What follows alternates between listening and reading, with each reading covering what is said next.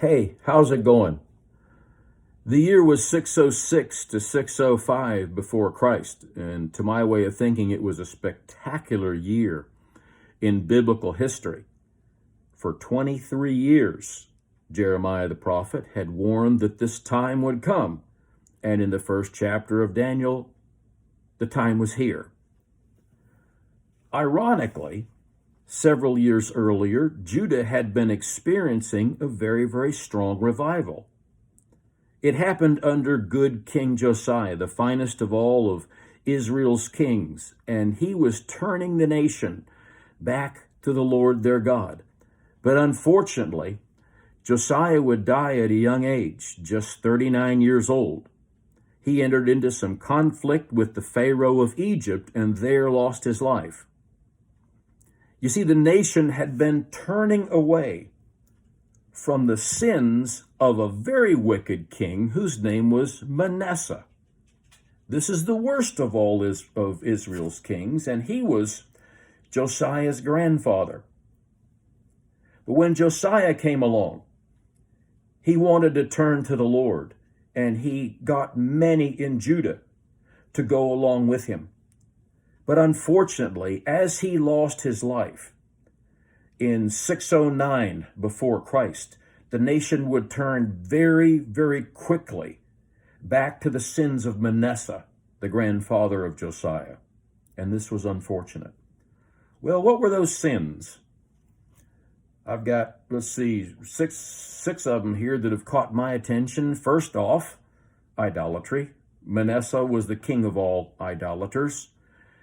The second was child sacrifice. Manasseh sacrificed a lot of his kids in religious ceremony to idols like Baal and Chemosh and Molech. Eastern influence.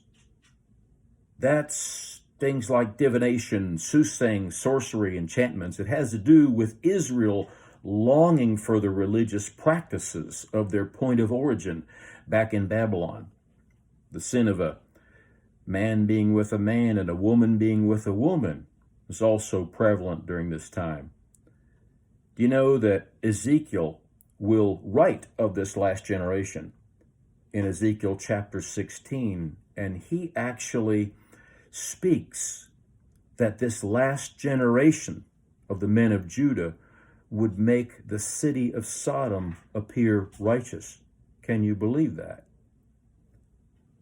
Another sin that was prevalent during this time was speaking falsely in the name of the Lord.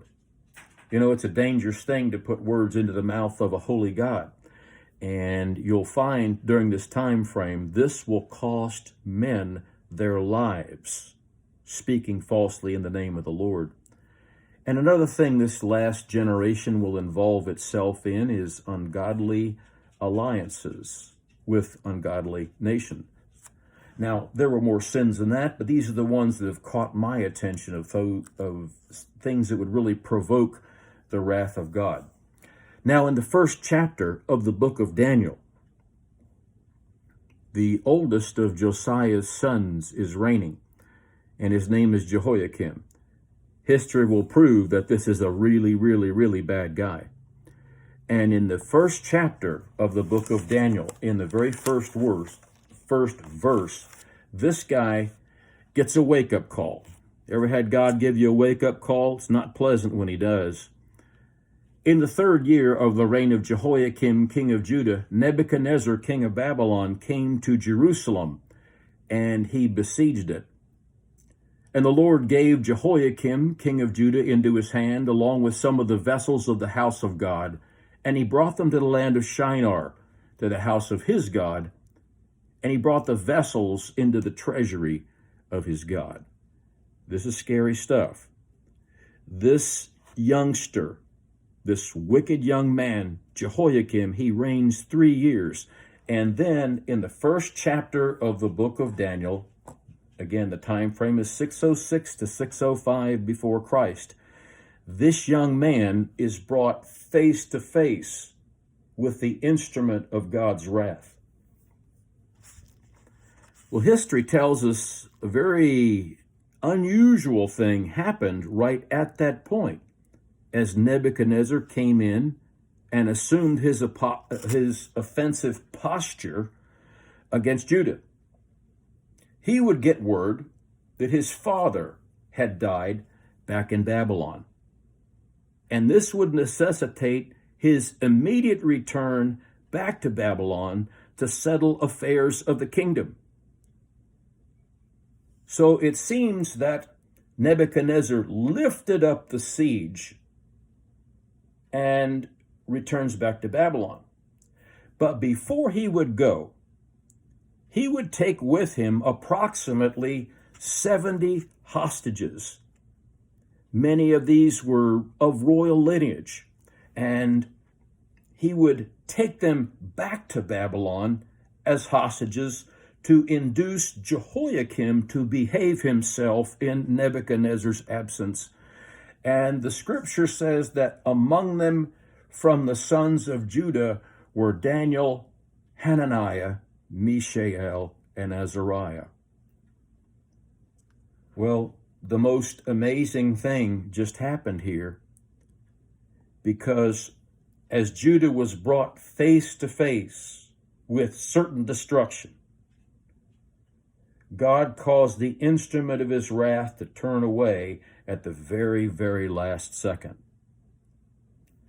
And God gave this generation a generation that Ezekiel said would actually make the city of Sodom appear righteous. He would give them a second chance.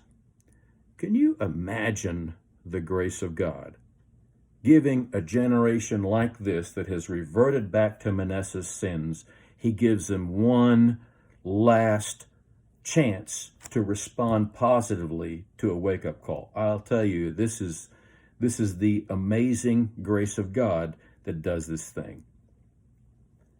Talk to you real soon, okay?